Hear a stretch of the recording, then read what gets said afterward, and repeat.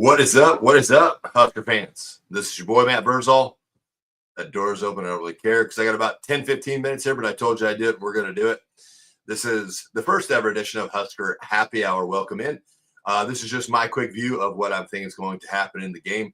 As I said during the show, Husker Hangover on Sunday, I will not have time to do this before the game because I will be probably inebriated with my fellows from the 1995 team. Looking forward to that. But as we look at this, we're going to go over some offense, we're going to go over some defense, we're going to go over some special teams.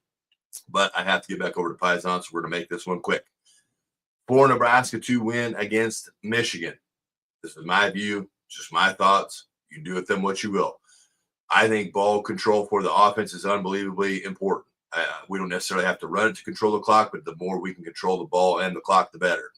Us having the ball, them not having the ball is the best game plan I can come up with. I don't care how that's accomplished. If you find a soft spot in the middle, take advantage of that.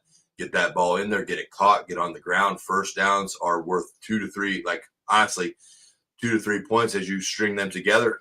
Not 2 to 3 points. 3 points as you string them together. Any form of points is going to be good for Nebraska. And we can't have empty drives.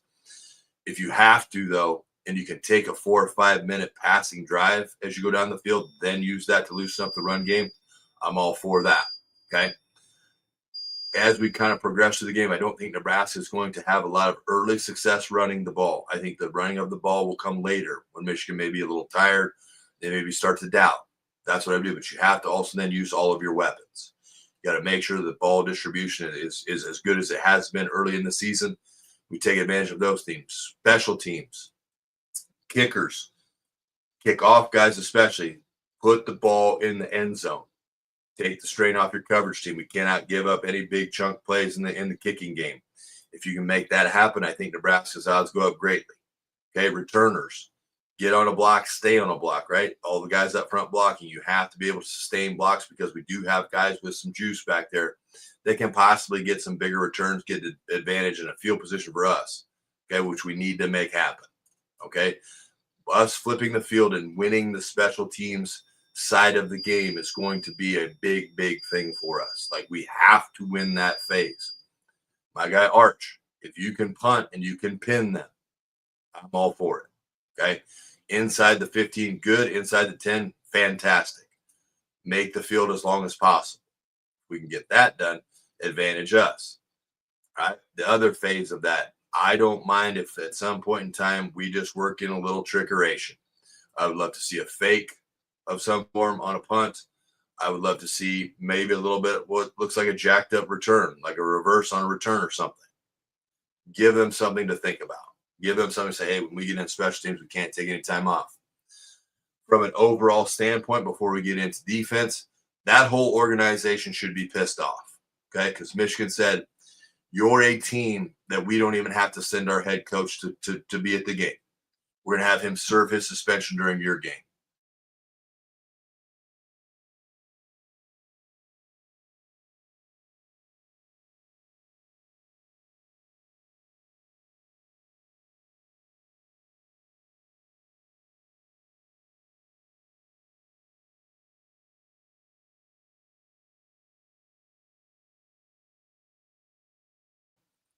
There we go. We're back. Okay, so take it personally that Michigan chose not to be there for you.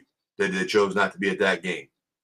Use all the assets that you have. But Crawford should walk the team out on the field. He should be wearing one belt. The captain should be wearing the other 4 belts. Get that thing as loud and raucous as you can. All right. My big concern in this game, and I got about 5 minutes and I got to head back to work. My big concern in this game, okay, we cannot get down by 2 scores. All right. We cannot be down by 2 scores because if we get down by 2, Michigan is going to want to put us in the grindhouse and just wear us down because they know we don't have the size to roll with them for the whole game. We have good depth, but the depth isn't probably the size that we need it to be to really combat. We cannot do what we did against Cincinnati, get driven off the ball. If at any time of your defensive lineman you feel 4 hands on you, it's okay to hit the ground. Make that umpire, the guy right behind you, the official right behind you, make him call a defensive holding call because he's not going to call it, okay? You start to feel you're getting driven, get on the ground, make a pile because your linebackers can then run free. If you want to get aggressive in this and you want to attack the defense or attack the offense, that's fine. But your blitzes, your twists, your stunts, whatever you're running, have to be as precise as you've ever run them in your life. They have to be tight and right. And once you get to your spot, whoever else you're working with is coming right off of your ass. Like, you have to be able to be creating chaos and things for us to be successful. We need stops. And the big thing that I would preach to everybody is that 3 is going to be greater than 7. Michigan is going to be able to drive the football. That's fine.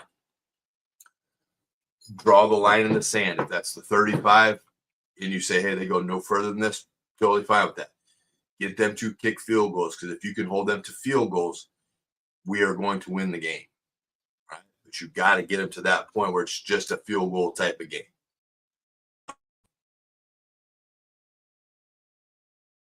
They're going to get a chunk play. How do you respond to the chunk play? I think Nebraska is better built to do that. It's great to see so many people nationally are acknowledging the fact that Nebraska is different now. The way they're coached, the way they operate, the way they do things, and that's a huge credit to Rule and his staff. I've got nothing but complimentary things to say about how they've conducted this. It's awesome to see the rebuild finally take form and take shape, and they've been able to do that in their 3-year kind of fashion. So now this is a big game, and you should view it as such. But find something that you're tired of hearing and focus on that. Find something that pisses you off and you don't want to hear it anymore about our program.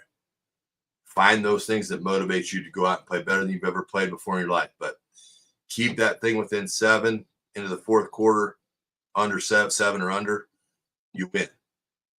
If you get down by 2 scores, you have to score that next drive and win special teams. You get those things done, Nebraska wins the game. I'm not a score prediction guy, so I ain't going to throw one out there. But I told you guys I'd do this. Me and the fellas are going to be out having a good time. So if you're in the crowd, just start yelling at me. I've got crazy good hearing. I'll turn around and wave. I'll probably have sunglasses on because my eyes may be a little bloodshot. But I hope we have a day, and I'm looking forward to talking to you guys Sunday. I'm going to do my best as I can to get back here by 8 a.m. No guarantees. I will, through social media, keep you posted on what time Husker Hangover will happen. But thank you guys for joining the first ever Husker Happy Hour. I will do these on Saturdays from here on out, except the week of the Michigan State game, which will be the next game, because I will be going to Northern Iowa to watch my guy Blake Anderson play football in his super senior season. Love you guys. Appreciate you guys. All 22, 23 of you guys. You kick a ton of ass. Thanks for the couple likes there. But go Big Red. Let's go win this fucking thing.